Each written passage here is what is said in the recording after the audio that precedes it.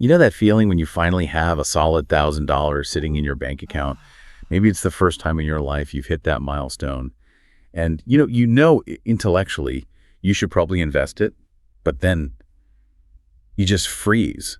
The sheer volume of choices, stocks, crypto, mutual funds, it's just so overwhelming. It's the classic paralysis of possibility. And I think most people have this image in their head that serious investing is, something that happens in these complicated boardrooms, that it's all jargon and advanced degrees. This deep dive, we're here to completely crush that idea. Okay, let's unpack that.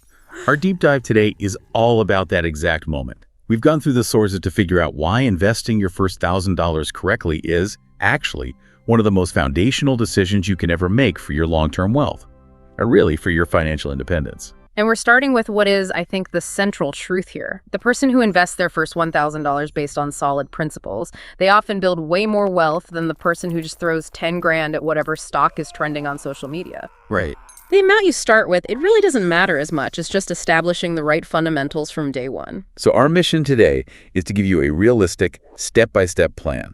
We're using simple language, zero financial mumbo-jumbo. And we're focusing on methods that are definitely not day trading, not crypto speculation, or any get-rich-quick schemes. Because, let's be honest, the road to financial independence is paved with boring consistency. It really is. We've basically distilled all this down into 4 essential steps, and we're going to reveal the one critical step most beginners skip that just sets them up for loss. We'll clarify the specific account type that can save you literally thousands in taxes. And we'll even show you a simple 3-fund portfolio strategy that has consistently, outperformed something like 90% of professional money managers. Okay, let's get into it. So step 1, before we even talk about buying anything, before we open an account, before we even look up a stock ticker, we have to have a really honest conversation about the foundation. That $1,000, it might not even be ready to invest yet. And that's the boring stuff. It's the stuff that the wealthiest people we studied do flawlessly. They protect their downside. Investing without that protection, well, it's not really investing. It's financial gambling. But if it's so boring, why is it the one step that everyone seems to skip? Because it feels counterintuitive, You feel this pressure to make the money do something exciting right away. But here's the absolute rule. You must have at least 1 month of basic expenses saved up somewhere safe, something like a high-yield savings account.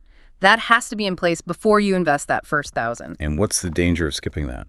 Oh, it's huge. Think of it like this. Investing without emergency savings is like building a gorgeous house, but with no concrete foundation. It looks fine, until the first storm hits. And I can see the pitfall right away. You put that whole $1,000 into the market and then, 3 months later your car breaks down, an $800 repair? You're forced to sell your investments to cover it. Precisely.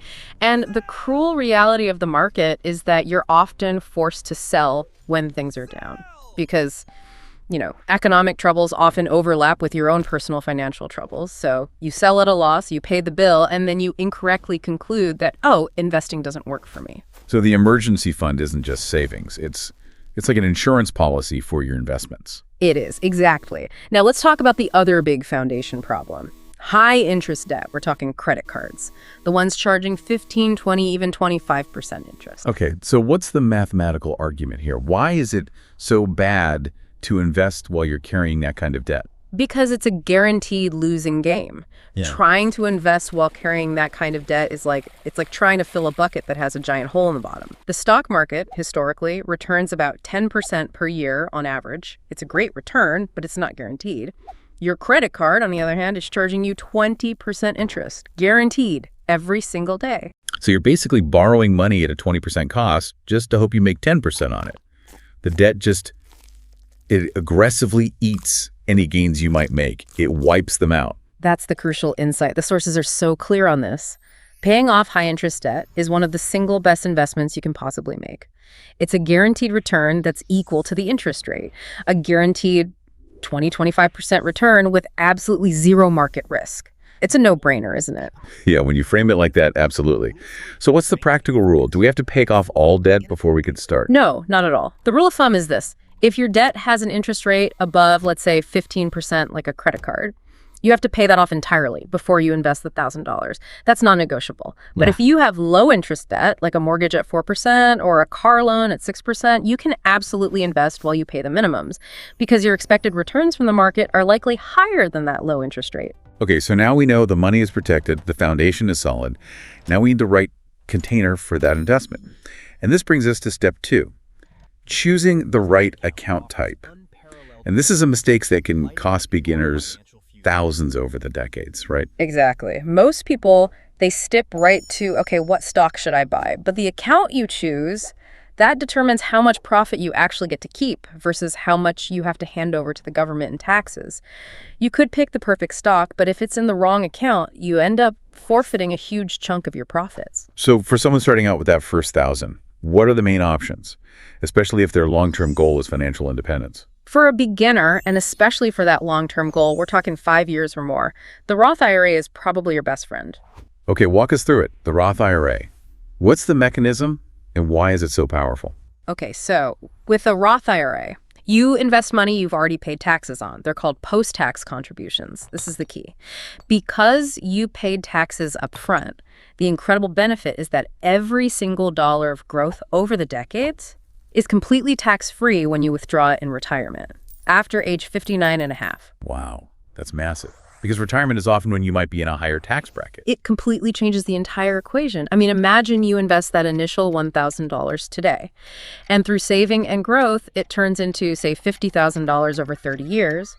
When you're 60, you can withdraw all $50,000, your original $1,000, and the $49,000 of pure profit without paying a single penny in taxes on that growth. The tax savings alone can be tens of thousands of dollars. Okay, but there are rules, so there have to be some limits, right? Yes. The government limits how much you can contribute each year, and that number changes. For instance, in 2026, it might be around $7,500 if you're under 50.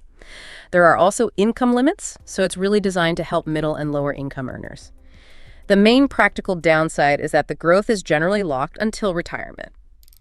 But, and this is a big but, you can withdraw your original contributions anytime without a penalty. Which is a nice little safety net. It is. Okay, so what's the other option? The taxable brokerage account. This one is more flexible. Right. This is the account for maximum freedom. No contribution limits, no income limits, no age restrictions on when you can pull your money out. If you're saving for a down payment on a house in 3 years, this is the tool you need. And the trade-off for all that flexibility is? Taxes. You owe taxes on the gains, and this is where it gets a little tricky. If you sell investments you've held for less than a year, the profits are taxed as regular income, which can be really high. But if you hold them for more than a year, you pay the lower long-term capital gains tax rates.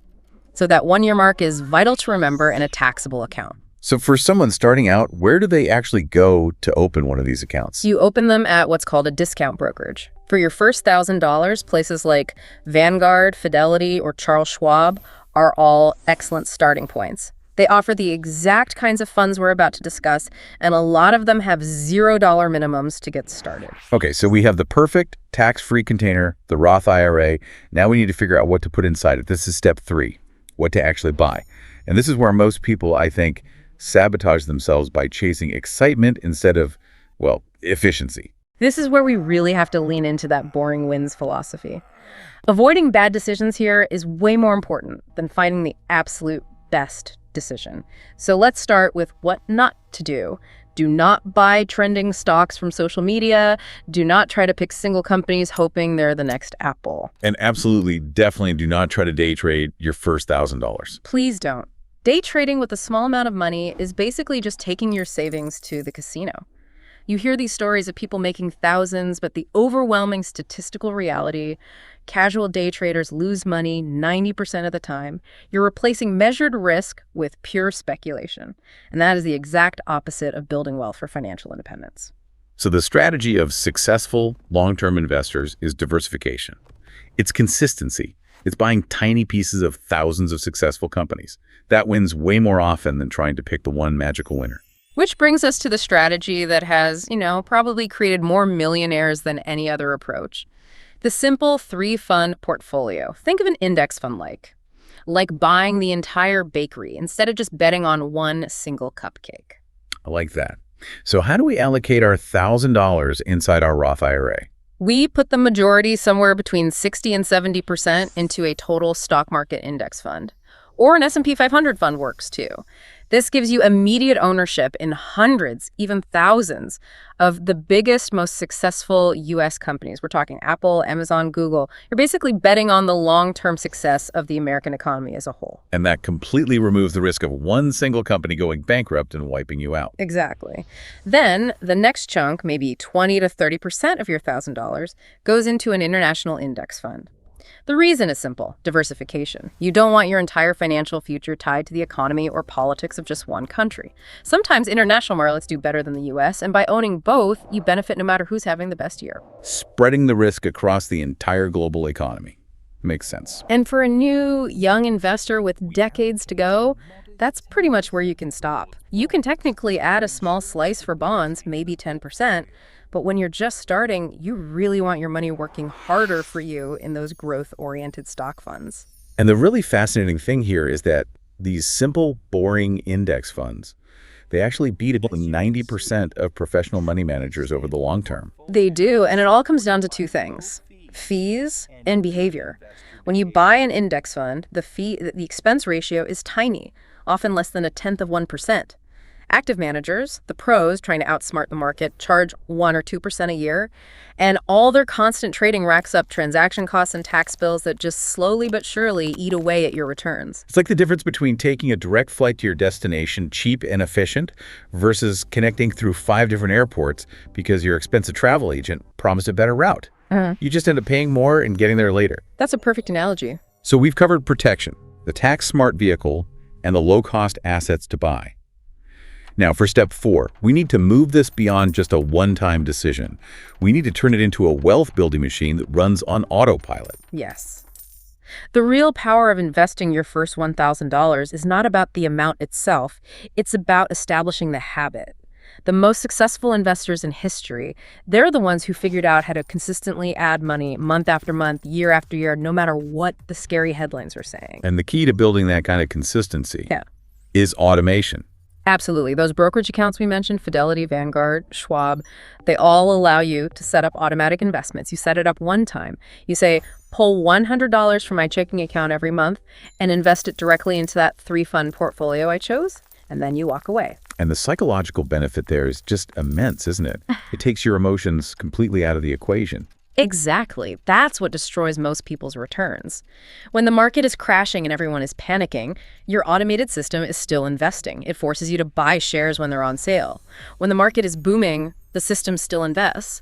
You remove that temptation to try and time the market, which is just a loser's game. And this mechanism, where you consistently invest a fixed amount of money, no matter what the price is, that's what's called dollar cost averaging, or DCA. That's right. You're buying more shares when prices are low and fewer shares when prices are high. It smooths out the volatility over time and gets you a better average price. It is the ultimate set it and forget it system that lets you focus your mental energy on other things, like maybe earning more money to invest. So let's put this all together. We've looked at these foundational steps: protecting your money with an emergency fund and clearing high-interest debt. Then choosing the tax-smart account, ideally the Roth IRA, simplifying what you own with diversified, low-cost index funds, and finally automating the whole process. And the central theme here is empowerment. That first $1,000, it won't change your life overnight, but it does something far more valuable. It proves to yourself that you can build wealth, that you can make smart financial decisions that actually move you toward financial independence. So you're no longer just destined to work until you're 70? That decision you make today, to set up this system and automate those small, consistent investments, that is your declaration of financial independence. Decades from now, when this simple strategy has grown into something really substantial, you're going to look back on today as the moment everything shifted. The day you stopped making excuses and started building the future you actually wanted. And since you've done everything correctly, you've automated the process, you've freed up all that mental space and emotional energy, here's the final thought for you to explore. You just optimize your financial defense. So how can you now turn your attention to optimizing your financial defense? How can you focus on the more important things, like actually earning more money to invest to accelerate your path to independence?